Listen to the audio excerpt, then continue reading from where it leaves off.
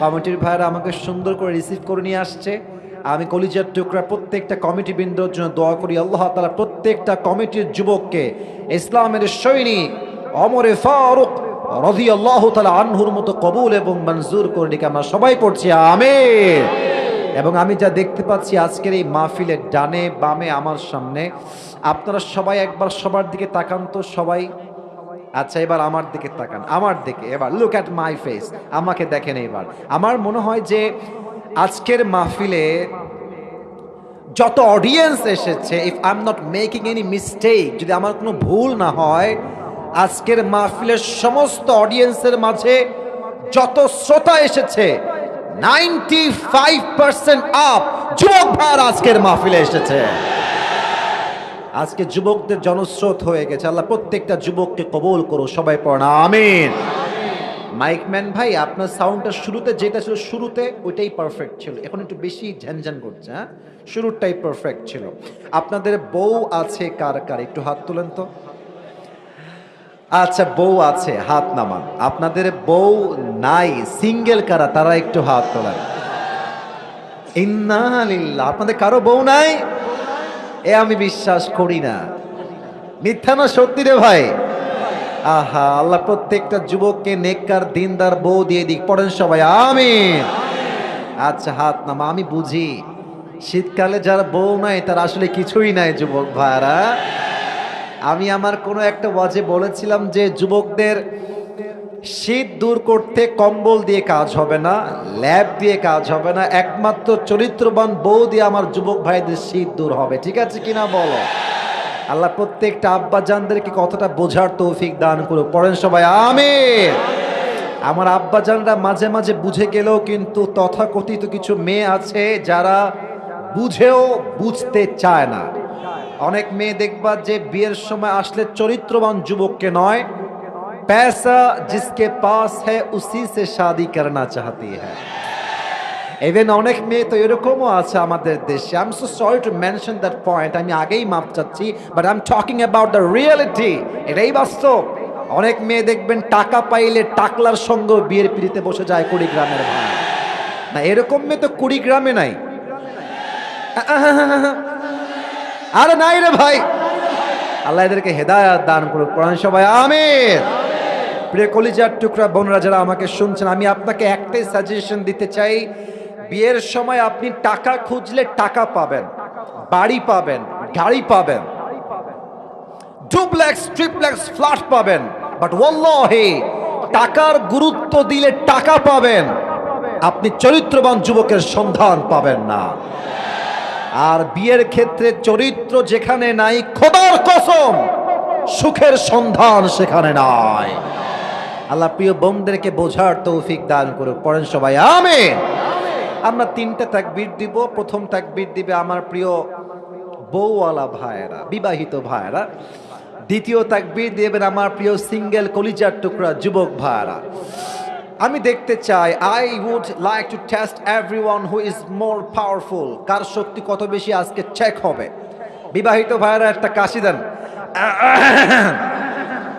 এটা কোনো কাশির আওয়াজ হইল? এটা খাওয়া দাওয়া করে না রে। বিবাহিত ভাইয়েরা কাশি দেন আবার। আচ্ছা, এবার তাকবীর দেন। বিবাহিত ভাইয়েরা দিবেন, সিঙ্গেলরা চুপ থাকবেন। বিবাহিত ভাইয়েরা তাকবীর দেন। লিল্লাহি তাকবীর। আব্বাজান, ওরে বাবা রে বাবা, আব্বাজান বলতেছে আজকে আমার জিতেই লাগবে, আমি না হারতে পারবো না আজকে। আচ্ছা, দেখা যাক কে হারে কে জিতে, এই তো বাদ में ही फैसला होगा मेरे दोस्त। সিঙ্গেল ভাইরা কাশি দাও। সিঙ্গেলরা কাশি দাও এবার আবার। লিল্লাহি তাকবীর। আব্বাজান, আই এম সো সরি, আজকে আমার সিঙ্গেল ভাইরাই পাস করেছে। কথা ঠিক আছে কিনা বলো? এবার আমরা সবাই মিলে একটা তাকবীর দিয়ে তাফসীরে ফিরে যাব। সবাই একটা কাশি দেন দেখি। লিল্লাহি তাকবীর। আল কোরআনের আলো। সাউন্ড কি মাশাআল্লাহ। এটা রেকর্ড হচ্ছে ক্যামেরায়, কালকে এটা আপলোড যায়, মানুষ বলবে যে কুড়িগ্রামের মানুষ আসলে এরা বিড়ালের বাচ্চা নয়, সব সিংহের বাচ্চাগুলো আমার সামনে বসে আছে। আল কোরআনের আলো, আল হাদিসের আলো, কোরআন হাদিস যেখানে, আলেম ওলামা যেখানে, কুড়িগ্রামবাসী যেখানে, চিলমারিবাসী যেখানে,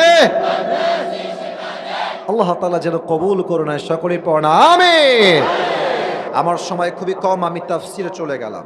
আজ আমরা যেই পাড়ার থেকে তাফসির শুনবো, পাড়া নাম্বার হচ্ছে 30। আমার প্রিয় কুড়িগ্রামের ভাইরা, পাড়া নাম্বার কত? আওয়াজ কমলো কেন বলেন সবাই, পাড়া নাম্বার কত? 30। সূরাটার নাম হচ্ছে সূরাতু আলাম নাশরাহ। তবে পুরো সূরার তাফসীর হবে না, জাস্ট 2টা আয়াতের তাফসীর হবে। বলেন সবাই, কয়টা আয়াত? 5 এবং 6। আই রিপিট এগেইন, আমি আবারও বলছি, এই সূরার 5 এবং 6 এই 2টা আয়াতের তাফসীর আমি as much as I can try, I will try my best to explain of this ayah. আমি চেষ্টা করব সর্বোচ্চ ব্যাখ্যা দেওয়ার জন্য।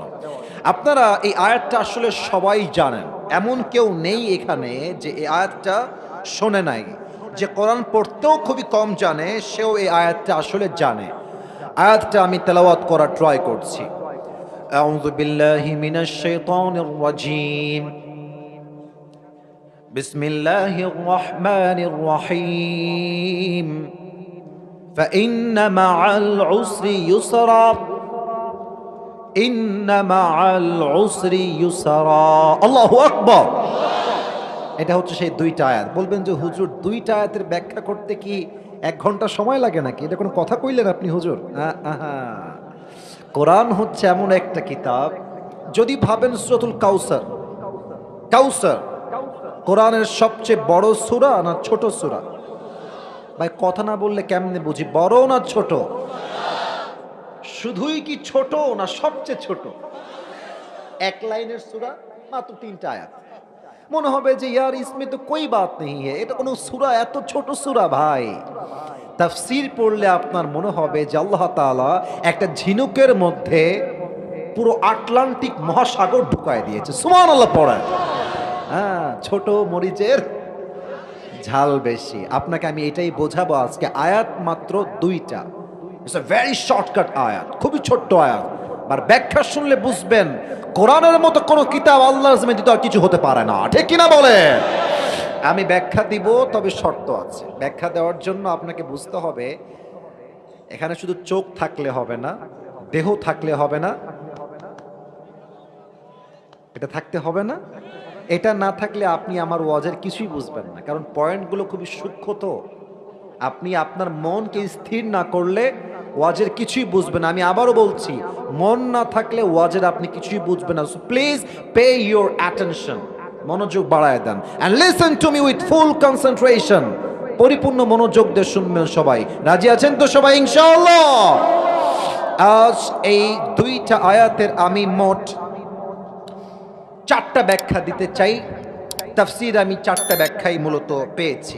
This is my knowledge. এটা আমার জ্ঞান এখানে এতটুকুই আছে, যতটুকু আমাকে আল্লাহ তাআলা সাধ্য দিয়েছেন আমি আমার জায়গা থেকে যথার্থ চেষ্টা করব। বলেন সবাই দিল থেকে ইনশাআল্লাহ। আসুন আমরা মূল তাফসীরের পয়েন্টগুলোতে ঢুকে যাই। আমরা আজকে কয়টা পয়েন্ট শুনতে চাই? আমার হাত দেখেন সবাই, বলেন সবাই কয়টা? 4টা। নাম্বার 1, আল্লাহ তাআলা বলছেন ফাইন্না মা'আল উসরি ইউসরা, ইন্না মা'আল উসরি ইউসরা।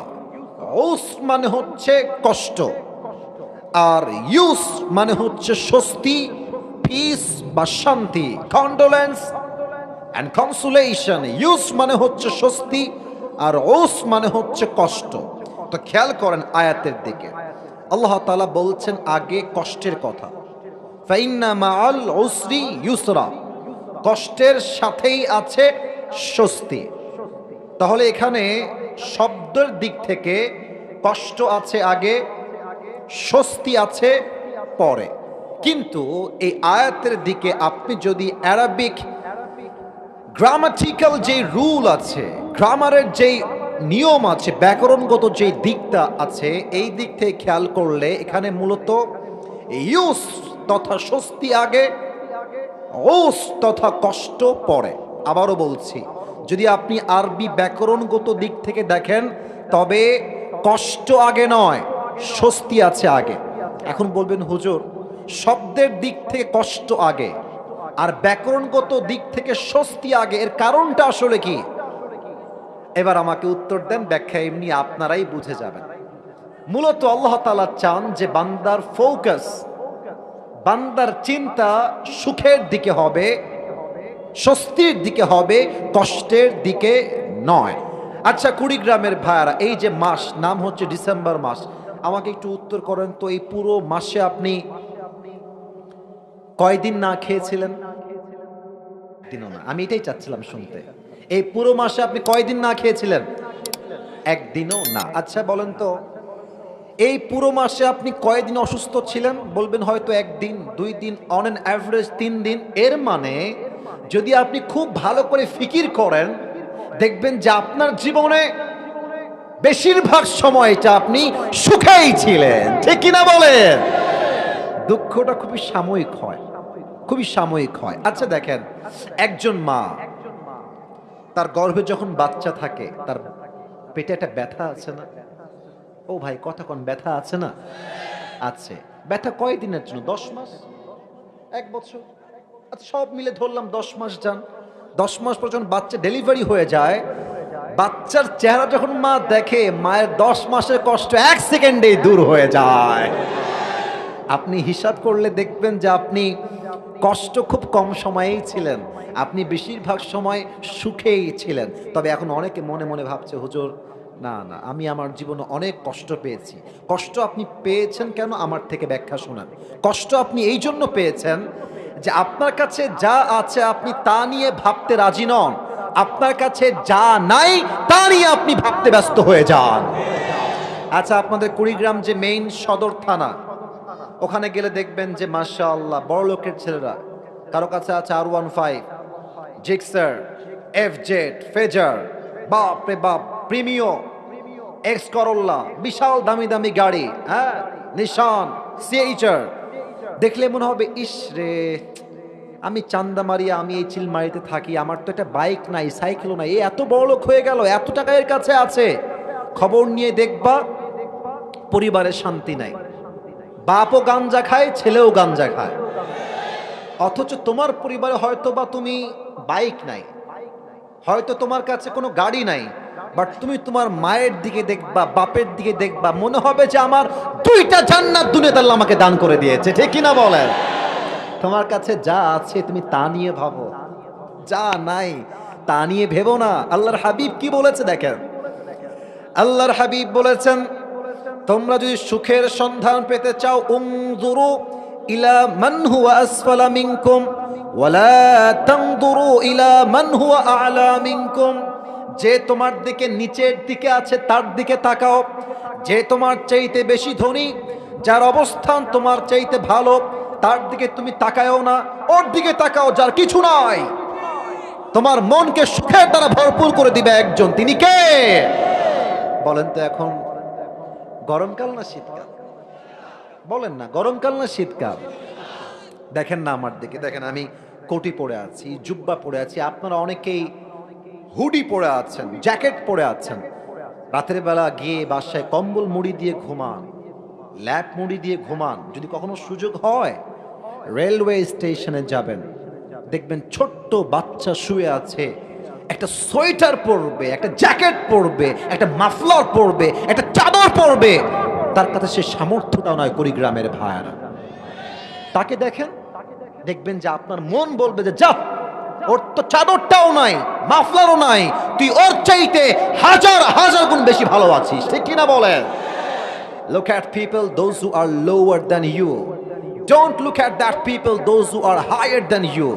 যারা তোমার থেকে উঁচু লেভেলের আছে তাদের দিকে তাকাও না, যারা তোমার থেকে নিচে আছে, তোমার চাইতে কম ভালো আছে, তাদের দিকে তাকাও। তোমার হৃদয়কে প্রশান্ত করে দিবে একজন, আওয়াজ দিয়ে বলেন সবাই, তিনি কে? আল্লাহ আমার রব, এই রবই আমার সব। বলেন সবাই, আমাদের রব কে? আল্লাহ আমার রব, এই রবি আমার সব। দমে দমে তনু মনে তারি অনুভব। সুবহানাল্লাহ পড়বেন না সবাই? তোমার দুনিয়াতে আমি যেদিকে তাকাই, অথই নিয়ামতে ডুবে আছি সবাই।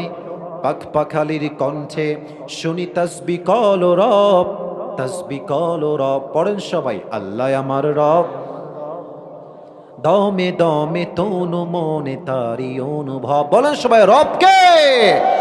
তাহলে এক নাম্বার, আল্লাহ তাআলা চান আমাদের ফোকাস যেন কষ্টের দিকে না হয়ে সুখের দিকে হয়।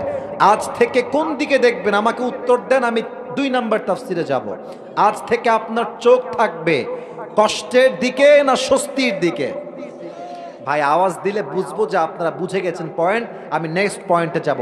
I repeat again, I am asking you again, আমি আবারও প্রশ্ন করছি, আজ থেকে আমাদের চোখ কষ্টের দিকে যাবে না স্বস্তির দিকে যাবে? আল্লাহ আমাদেরকে বোঝার তৌফিক দান করুক। পড়েন সবাই আমিন। 2 নাম্বার ব্যাখ্যা হলো, খুব খেয়াল করবেন আমার প্রিয় ভাইরা, আল্লাহ তাআলা বলছেন ফাইন্না মাআল উসরি ইউসরা। আল উসর এই শব্দের শুরুতে আছে আলিফ এবং লাম। এটা হচ্ছে মারিফা, নির্দিষ্ট। অর্থাৎ আমাদের জীবনে কি কষ্ট আছে এইটা আমরা সবাই জানি, বাট ইউস তথা স্বস্তি এটা হচ্ছে একটা অনির্দিষ্ট বিষয়। স্বস্তি কই থেকে আসবে, কেমন করে আসবে, এটা পৃথিবীর না জানলেও, কেউ না জানলেও জানে একজন, তিনি কে? আচ্ছা, যারা বিবাহিত আছেন, বিবাহিত ভাইরা, সবার বউ ভালো এটাই আমি আশা রাখছি। তবে যার বউ খারাপ, যার বউ চরিত্রহীন, যার বউয়ের ডিমান্ডের কোনো শেষ নাই, একমাত্র সেই স্বামী বোঝে সংসার করতে কত জ্বালা পোহাইতে হয়, ঠিক কিনা বলে? তো খেয়াল করেন, আপনার মনে হচ্ছে যে এই বউকে তালাক দিলেই আমি সুখ, বুঝবেন আমার কথা, বুঝবেন। আমি আবারও বলছি যে এই রকম চরিত্রহীন বউকে তালাক দিলে আমি জীবনে সুখের সন্ধান পেয়ে যাব। প্রিয় ভাইয়েরা, আপনি যে তালাক তাকে দিলে স্বস্তি পাবেন, গ্যারান্টি কোথায়? আপনি আগামীতে যাকে বিয়ে করবেন সে যে ধোয়া তুলসী পাতা হবে তার কোনো গ্যারান্টি কিন্তু আপনার কাছে নাই, ঠিক কিনা বলেন? আচ্ছা, আর একটু যুবক ভাইয়েরা এবার আমার দিকে তাকাও। যুবক ভাইয়েরা যারা আছো, এই 3 জন পিচ্ছে, এই পিচ্ছে, এই বসো, পিচ্ছি বসো। সোনামণি নতুন নাকি রে? খবরদার, বাচ্চারা উঠো না বাবুরা, আমাকে ঠান্ডা মাথায় তাফসীর করতে হবে। সবাই তাকবীর দেন, লিল্লাহি তাকবীর। আমাদের রংপুর তো আছে, আছে না?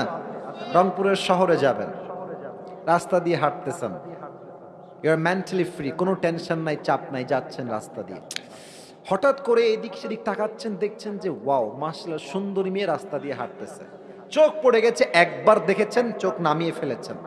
আর এত সুন্দরী মেয়েটা, আপনার মাথায় একটাই জিনিস ঘুরছে, अगर ये लड़की मेरी बीवी बन जाए तो मुझे जिंदगी में और कुछ भी नहीं चाहिए।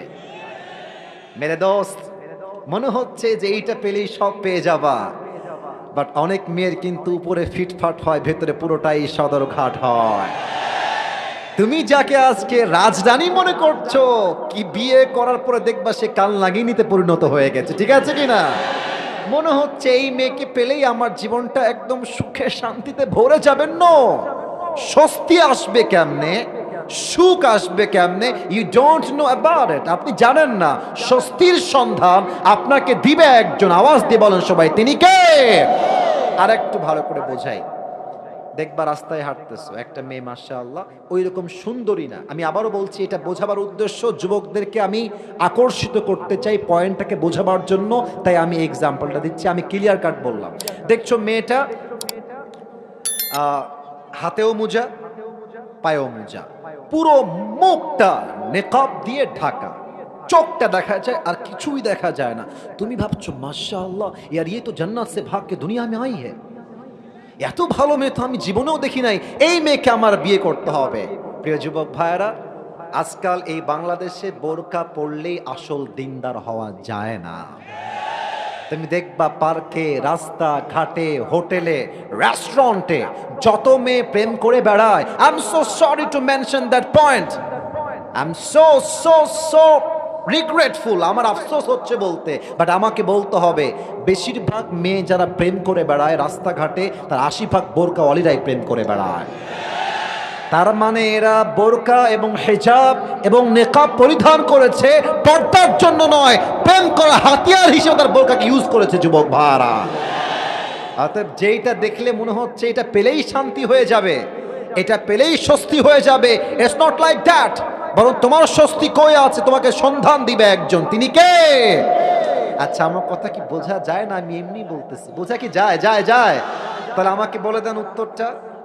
কষ্ট নির্ধারিত, স্বস্তি অনির্ধারিত। কষ্ট কি এটা আমরা জানি যে বউ খারাপ, চাকরি নাই, জব নাই, ব্যবসা নাই, বরকত নাই, বউ নাই, বয়স হয়ে গেল, বউ পাই না, কষ্ট আমরা সবাই জানি। বা স্বস্তি কই থেকে আসবে, সুখের সন্ধান কই পাওয়া যাবে, এটা কেউ জানে না, জানে একজন, তিনি কে?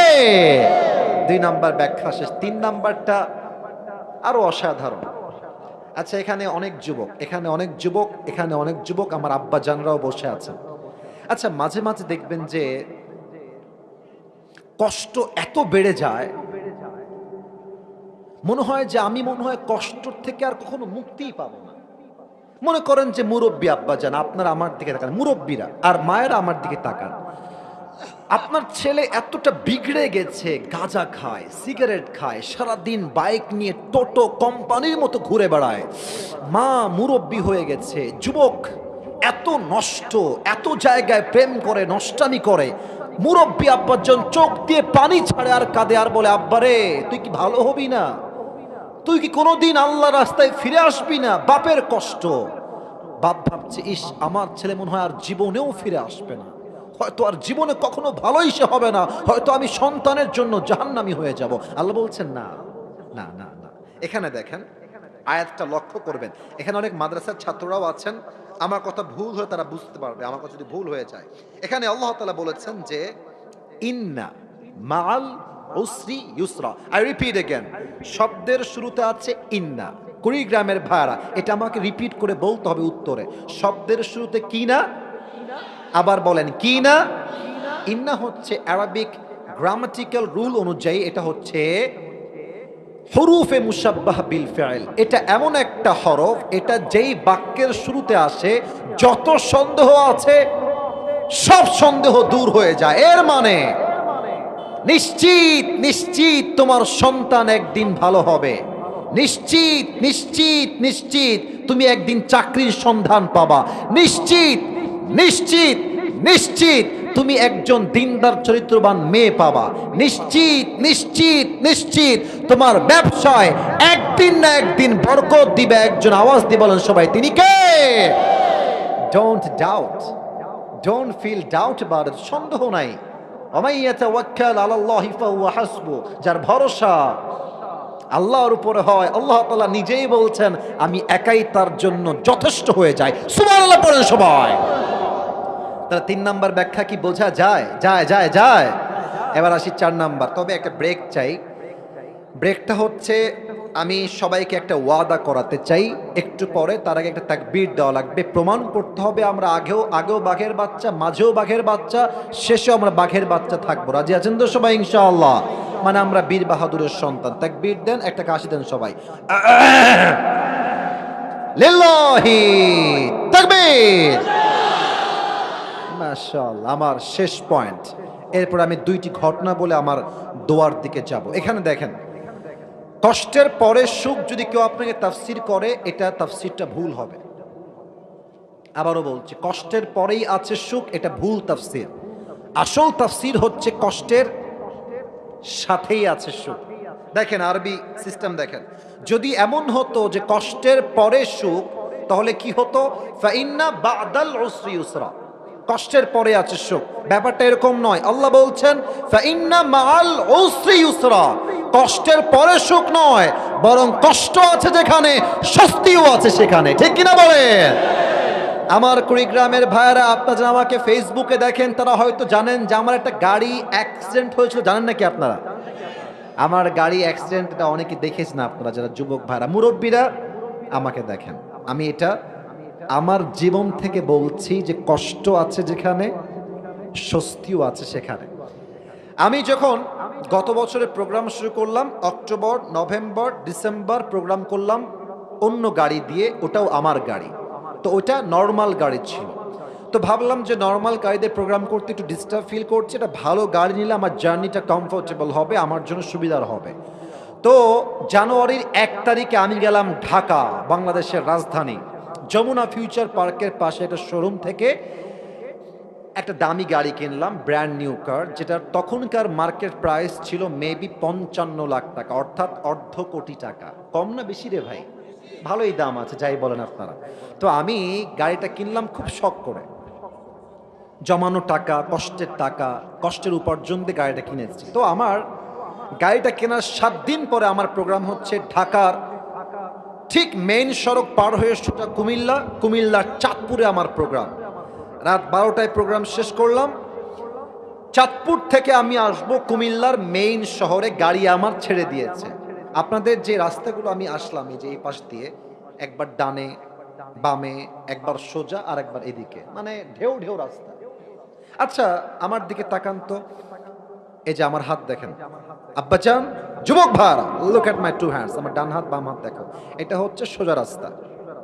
আমি আয়াতের ব্যাখ্যার জন্য এগুলো বলছি, না হয় বলতাম না। সোজা রাস্তা, আমি যাব ডান দিকে। আপনারা সবাই গাড়িতে চড়েছেন, আপনারা সবাই বুঝবেন আমার কথার অর্থ। সোজা যাব ডান দিকে। আমার গাড়ি যদি স্লো থাকে আমি এমনি ঘোরাবো, আমার গাড়ি ডান দিকে যাবে।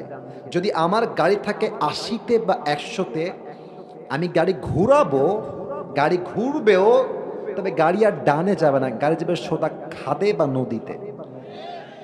কেন? ওভার স্পিড, তখন ওইটা আর কাজ করে না। আমার যে ড্রাইভার, প্রোগ্রাম থেকে ফিরে আসছি, ওই চট্টগ্রামে এক মেয়ে শ্বশুরকে মেরে ফেলেছে।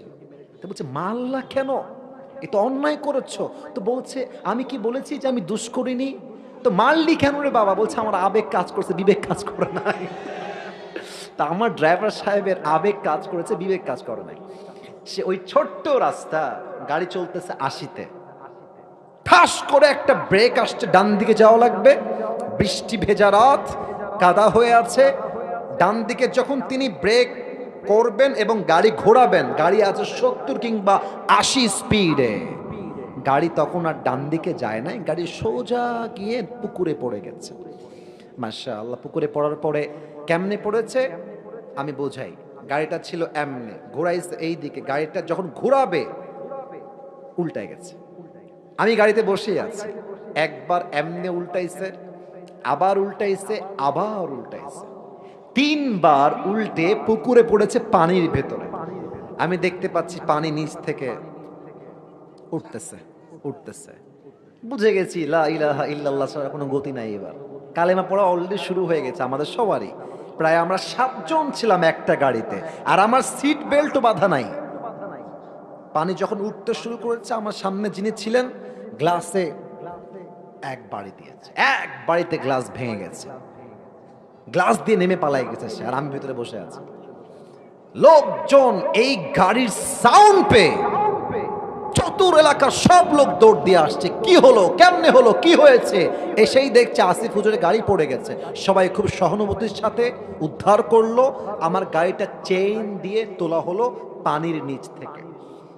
কষ্ট কোথায় যে ইসরে, এত টাকা জমায় জমায় গাড়ি কিনলাম, নতুন গাড়ি, মানে গাড়ির কিছু নাই, সামনের ভেঙে গেছে, উপরের গ্লাস ভেঙে গেছে, জানালা ভেঙে গেছে, গাড়ির এই পাশের গেট ভেঙে গেছে, উপরের ছাদও নাই, গাড়িই নাই, কিছুই নাই। কষ্ট কোথায় যে ইসরে, এত দামি গাড়ি 7 দিন চললো না, শেষ হয়ে গেল। স্বস্তি কোথায়? যেখানে 7 জনের কারো বাঁচারই কথা নয়, সেখানে আমি আসিফ সহ কারো গায়ে চুল পরিমাণ কোনো আঘাতও লাগে নাই। কষ্ট আর স্বস্তির কম্বিনেশন বুঝতে পারলেন? কষ্ট কোথায়? নতুন গাড়ি শেষ হয়ে গেল। স্বস্তি কোথায়? আর শেষ হোক, আমার তো কিছু হয় নাই, ঠিক কিনা বলেন? বেঁচে থাকলে 55 লাখ টাকা কেন? যদি বেঁচে থাকি একটা সময় গিয়ে তো আমরা BMW কিনতে পারবো, ঠিক কিনা বলেন? এটাই স্বস্তি। দেখবা যেখানেই কষ্ট আছে সেখানে একটা স্বস্তির সন্ধান আছে না নাই? তবে এই কথাটা বলতে গেলে আমাকে দুইটা পয়েন্ট উল্লেখ করতে হবে। এই কষ্টের সাথে যে স্বস্তি মিলে আছে এটা সেই বুঝবে যার মাঝে দুইটা গুণ থাকবে। এবার আমাকে ওয়াদা করতে হবে। সবাই দুইটা হাত তোলেন, সবাই কুড়িগ্রামের ভাইয়ারা, আমি যা বলি আপনারা বলবেন। একটা কাশি দেন সবাই দেখি। বলেন সবাই দিল থেকে, ডানে বামে সামনে, নট আ সিঙ্গেল পার্সন, কেউ যেন বাদ না যায়।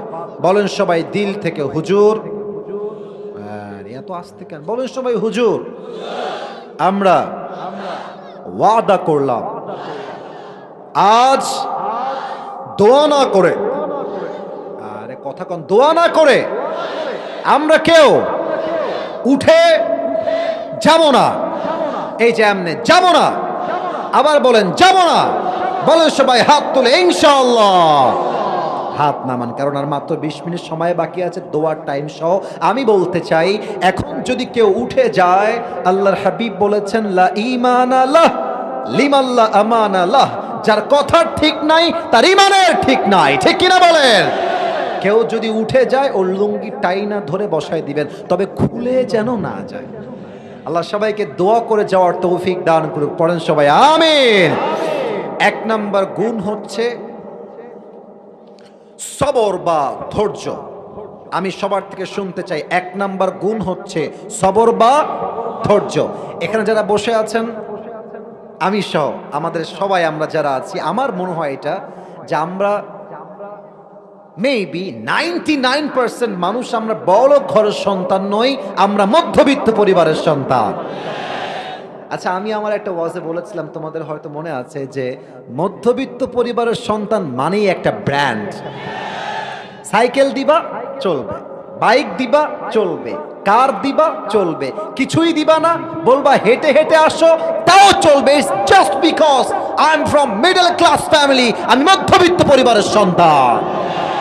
আমাকে ভাত দিবা, ভর্তা দিবা তাও চলবে, ভাত দিবা ডাউল দিবা তাও চলবে, ভাত দিবা সবজি দিবা তাও চলবে, ভাত দিবা মুরগি দিবা তাও চলবে, ভাত দিবা গরু দিবা তাও চলবে, কিছুই দিবা না, জাস্ট একটা প্লেট ভাত দিবা, 1 গ্লাস পানি দিবা, একটা মরিচ দিবা, পান্তা ভাত হলেও আমার চলবে।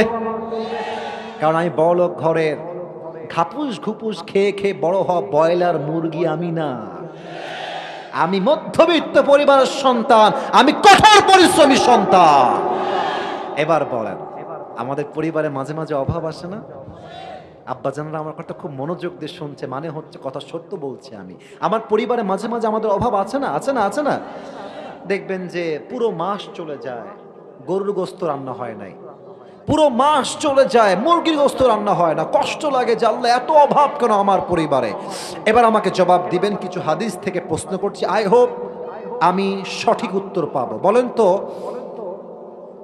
আমার নবীর পুত্র সন্তান মোট কয়জন ছিল? আমি হাত দিয়ে দেখাচ্ছি কিন্তু, 4 জন। জি, right, I got the right answer. বলেন সবাই, পুত্র সন্তান কয়জন ছিল? 4 জনই দুনিয়াতেই শেষ।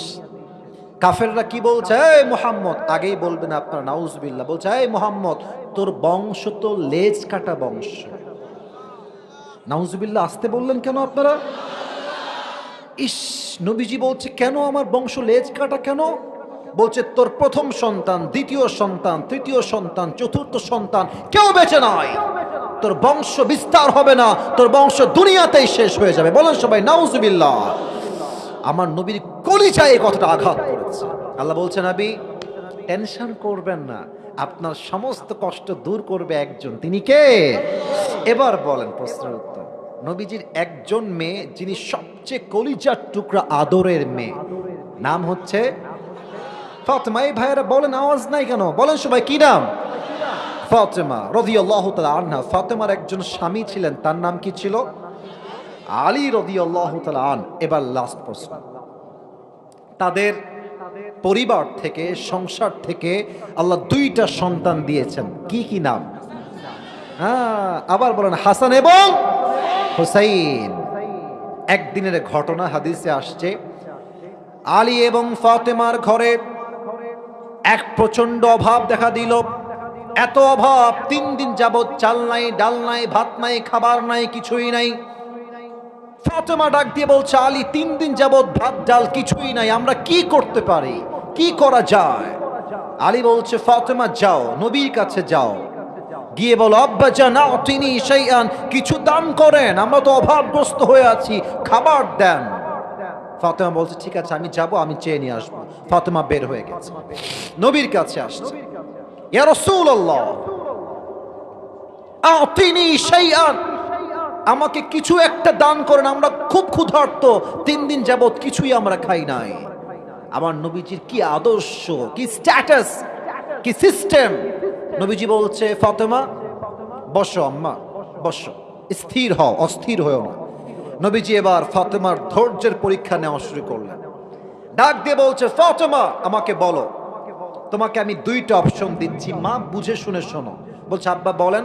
বলছে, আমি তোমাকে 5টা বকরি দিব, 5টা দোয়া দিব। এই 2টা অপশন, এক 5টা বকরি, আর একটা হচ্ছে 5টা দোয়া। Which option you want select, তুমি কোনটা নিতে চাও?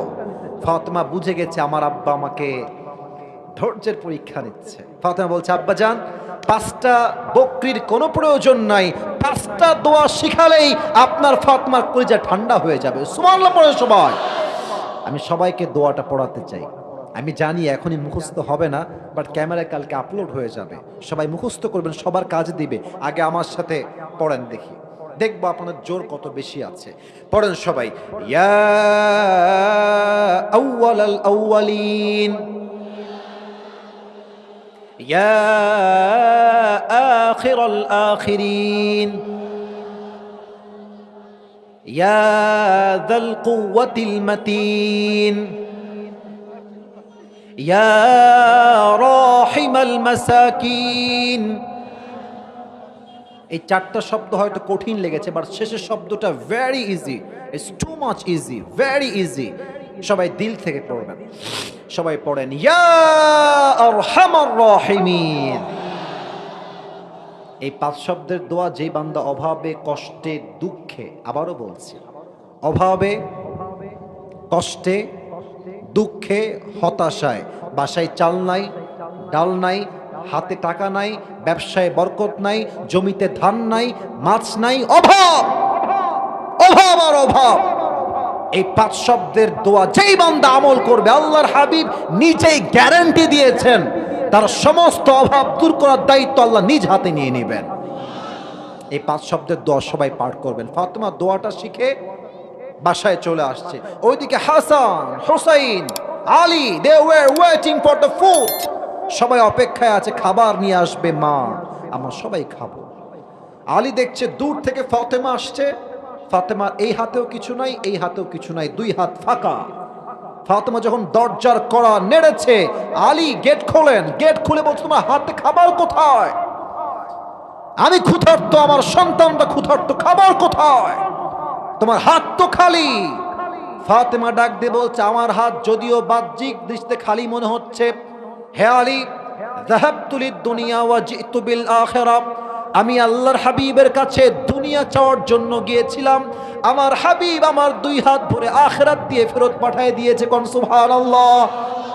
আমি দুনিয়া পাই নাই, আখিরাত নিয়ে আমি ফেরত আসছি। আলী বলছে, তোমার কথা বুঝে গেছি, বাট সন্তানগুলো ক্ষুধার্ত, আমিও ক্ষুধার্ত, আমার খাবারের বড্ড প্রয়োজন। এবার আলী